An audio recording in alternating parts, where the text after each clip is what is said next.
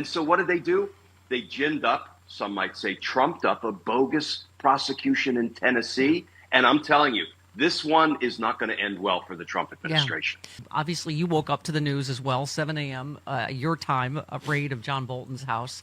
I don't even know. I'm not even sure where to start with this. Hold, please. I've been saving lots of things for you. I already went through the history of this, that, this obviously was something he was investigated for back in the Biden administration. It was dropped. Trump tried to stop the book. That was stopped. So we tried to go through legal channels. So now where are we? Well, I'm sure it's a coincidence that just a little over a week ago, Donald Trump posted, very unfair media is at work on my meeting with Putin, constantly quoting fired losers and really dumb people like John Bolton, who just said, even though the meeting is on American soil, Putin has already won. What's that all about? What a presidential tweet. Yeah. So listen, there's a thing called vindictive prosecution, and we don't know whether there's actual evidence to satisfy the probable cause standard that is required to get a federal judge to sign a search warrant and go into somebody's home and search for evidence of crime. But let's see if this turns out to be a legit search warrant where John Bolton is unlawfully retaining classified documents, or nothing more than, a continuation of Donald Trump's revenge tour. Yeah. And Glenn, how on point is that? Like, as you often told us, the most slam dunk, the most overwhelming amount of evidence in a case was Trump's classified documents case, right? Yeah. And by the way, can I just say, you've been talking about this Trump administration hit with vindictive prosecution motion to dismiss Abrego Garcia case. So that's going to be a thing in more than one of these situations, isn't it? Oh, that is such a thing. I urge your viewers to read the motion to dismiss the Abrego Garcia criminal prosecution in Tennessee based on vindictive and selective prosecution. I've never seen a more compelling motion to dismiss. And when they set out how Abrego Garcia had his rights, his legal rights, and his constitutional rights violated in multiple ways. So what did he do? He fought back. He filed a lawsuit, and he won. Yeah. He won in both the trial court and the appeals court, and even the Supreme Court directed the Trump administration to facilitate his return to the U.S., right? And so what did they do?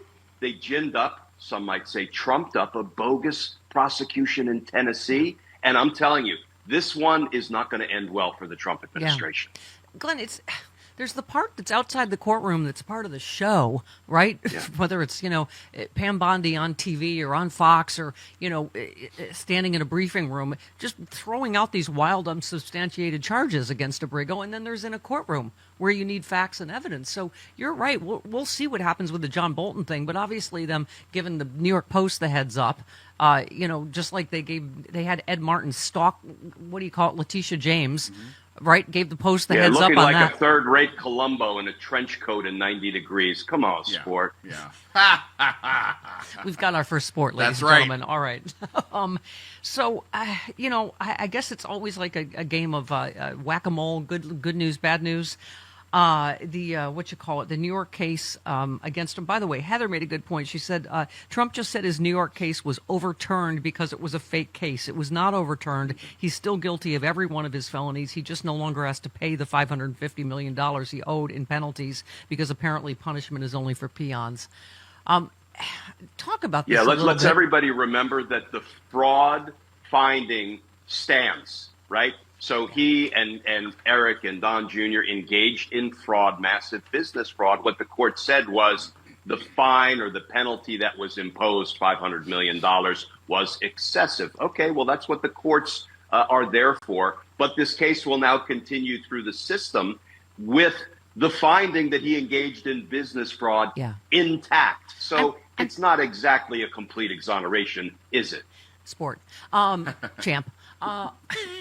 Glenn, it's just occurring to me as we're talking. I'm like, is this going to be like the Pee Wee Herman legal strategy? I know you are, but what am I? Everything that Trump has been accused and or convicted of, he's going to accuse someone else of, right? Classified documents. I'm like, he was guilty of years of mortgage, insurance, whatever, 16 kinds of fraud. So that's what he's going to accuse Adam Schiff of, and Letitia James, and whoever this woman is he's trying to get to step down from. Is it the Board of Governors, another complete coincidence. It's a black woman. I mean, so here we are, right? Like everything he's been accused of, he's going to accuse other people of, evidence or no, it looks like. Exactly. Right? And look at how long he has been threatening, Steph, to prosecute people. Yeah. Who is the OG of Donald Trump's wrath? Hillary Clinton. I'm going to lock her up. We heard that for 10 years. Hillary Clinton hasn't been charged with so much as a traffic violation. And you can tick through the Liz Cheneys and Adam Kinzingers and John Brennan and James Comey and, Letitia James and Alvin Bragg and on and on and on and on. None of these people have been charged with anything. It is just the announcement by Trump that they're engaged in wrongdoing and criminality. Right. And he hopes that will stick, that will permeate the public's consciousness. But I haven't seen a single prosecution brought yet, because you need, one, a crime committed, and two, enough evidence to indict, try, and convict somebody for that crime.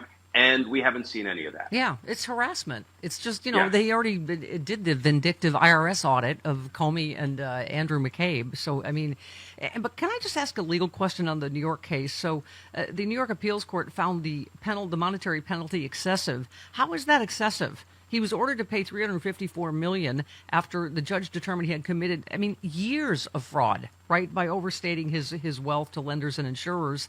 The figure increased to $515 million with interest because he never pays it. So that's another violation. So how does a court consider that excessive? So what happened was before the penalty was imposed, both parties, Attorney General Letitia James' lawyers who pursued the case for the state of New York and Donald Trump's lawyers had to present all kinds of information and calculations about what the projected loss was, because basically this was the Trump organization lying about its financial standing to get more favorable treatment from banks. And people say, well, it's a victimless crime. Well, not really. You know why? There were other legitimate business owners who were probably seeking loans, and they were deprived of those loans, perhaps because the Trump administration lied about their circumstances, and they got more advantageous terms. See, this already puts people to sleep, and you can see why these calculations get very it's not victimless. Letitia Bragg's attorneys made their best case as to the monetary amount of damage that basically the people of New York suffered courtesy of Donald Trump's fraud. And the judge imposed what he believed was an appropriate fine or penalty, and the appeals court disagreed with that. It's all pretty dense stuff when you're projecting out what the monetary loss was as a result of this kind of fraud. Yeah. Hey, are you traveling this summer? Will you leave instructions for your house sitter, the name and number of your vet, maybe, the code to your alarm system? Think about the steps you take to prepare for vacation, and you'll get a sense of what goes into a knockbox. Just go to theknockbox.com, use the code Stephanie. Knockbox is a complete system that helps you organize all of your accounts, possessions, and estate plans for your next of kin. Each knockbox, that's Knockbox, comes with a comprehensive checklist that helps ensure you add everything they'll need to manage your estate when you are gone. From your funeral directives to your insurance policies, even the keys to your storage unit, the Knockbox helps you organize it all. If you've got a household, you need a Knockbox. Right now, Stephanie Miller listeners save 16% off the Knockbox of your choice. Just go to theknockbox.com/Stephanie. That's theknockbox.com/Stephanie to get 16% off. Stay calm, get organized today.